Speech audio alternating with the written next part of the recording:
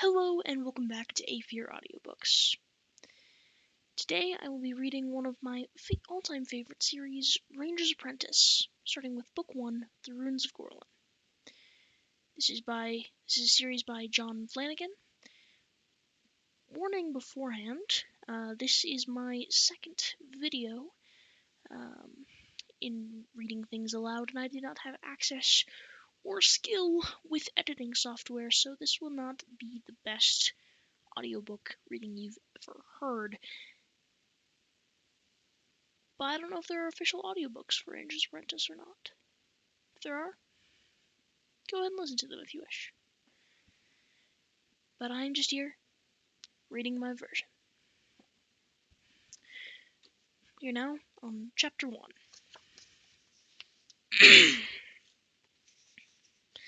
If you want to see or read any other books by John Flanagan, just spell his name Johnflanagan.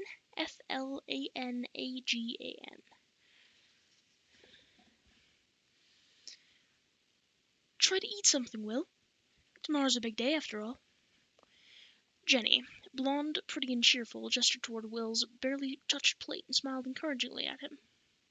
Will made an attempt to return the smile, but it was a dismal failure. He picked up the plate before him, piled high with his favorite foods. Tonight his stomach knotted tight with tension and anticipation. He could hardly bring himself to swallow a bite. Tomorrow would be a big day, he knew. He knew it all too well, in fact. Tomorrow would be the biggest day in his life. Because tomorrow was the choosing day, and it would determine how he spent the rest of his life.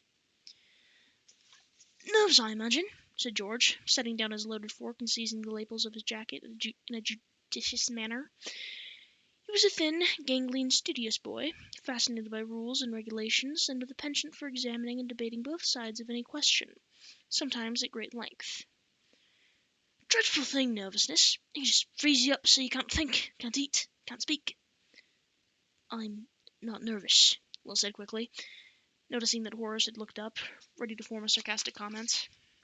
George nodded several times, considering Will's statement. On the other hand, he added, a little nervousness can actually improve performance. It can heighten your perceptions and sharpen your reactions, so the fact that you are worried, if in fact you are, is not necessarily something to be worried about of itself, so to speak. In spite of himself, a wry smile touched Will's mouth.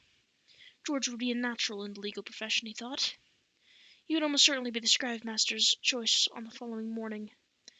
Perhaps, Will thought, that was the heart of his own problem. He was the only one of the wardmates who had any fears about the choosing that would take place within 12 hours.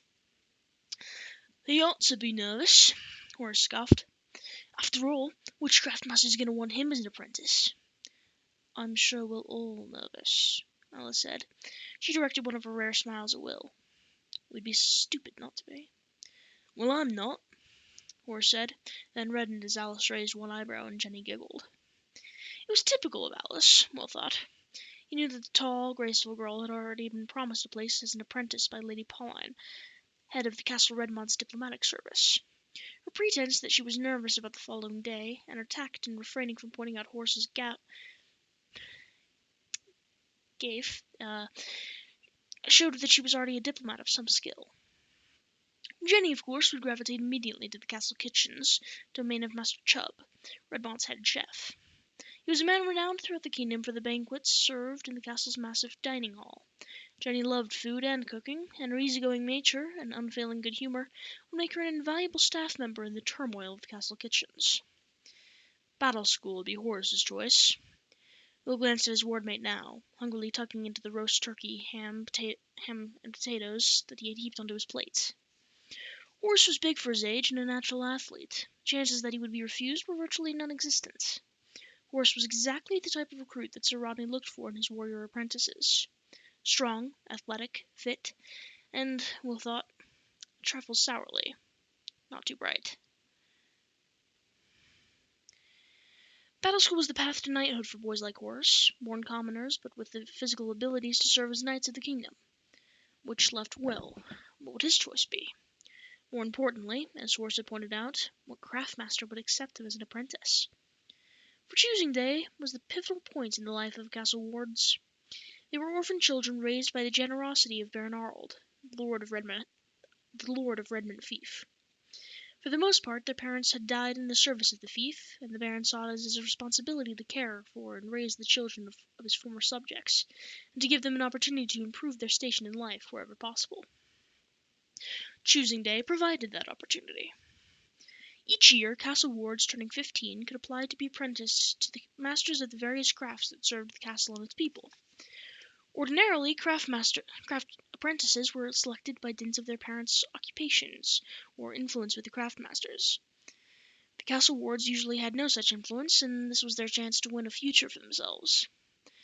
Those wards who weren't chosen, or for whom no openings could be found, would be assigned to farming families in the nearby village, providing farm labor to raise crops and animals that fed the castle inhabitants.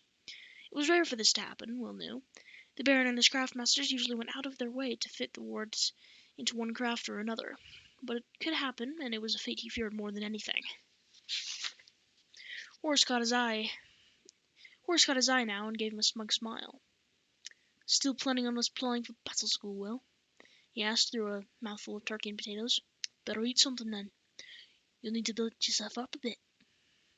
He snorted with laughter, and Will glowered at him. A few weeks previously, Horace had overheard Will confiding to Alice that he desperately wanted to be selected for battle school, and he made Will's life a misery ever since, pointing out on every possible occasion that Will's slight build was totally unsuited for the rigors of battle school training.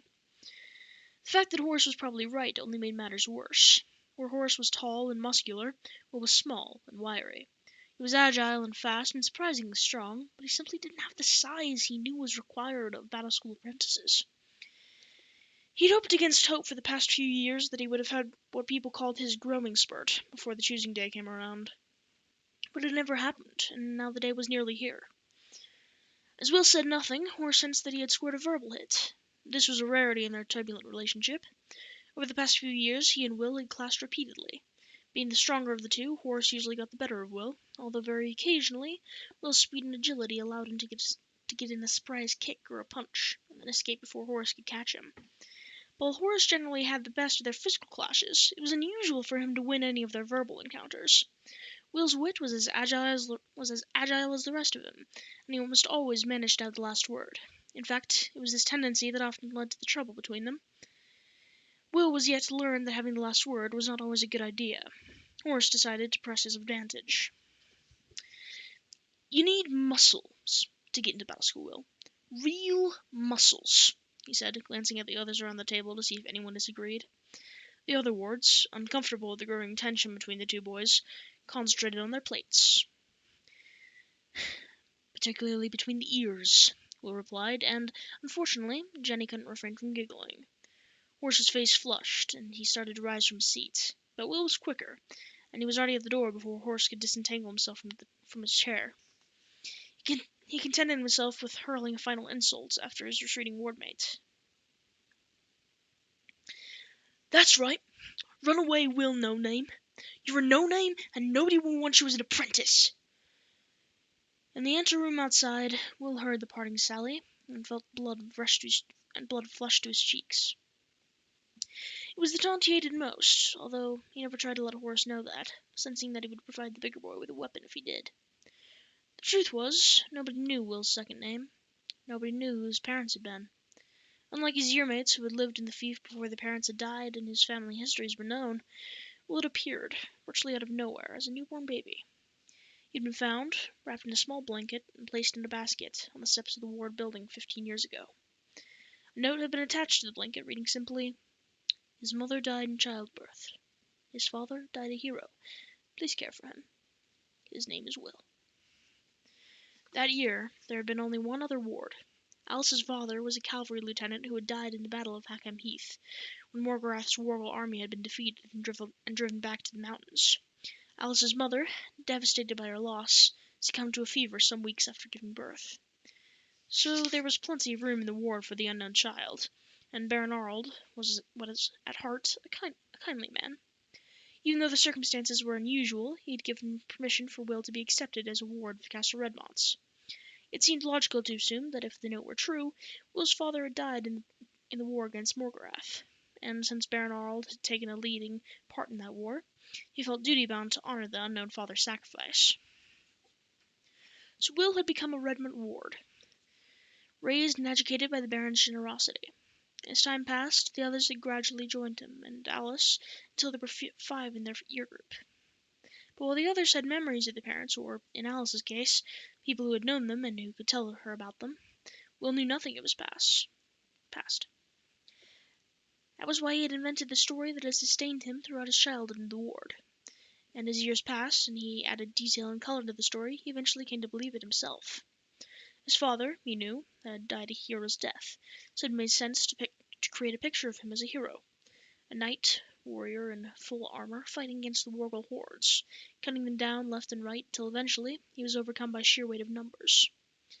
Will had pictured the tall figure so often in his mind, seeing every detail of his armor and his equipment, but never being able to visualize his face.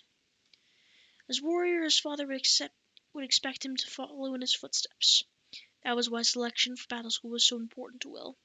That was why the more unlikely it became that he would be selected, the more desperately he clung to the hope that he might.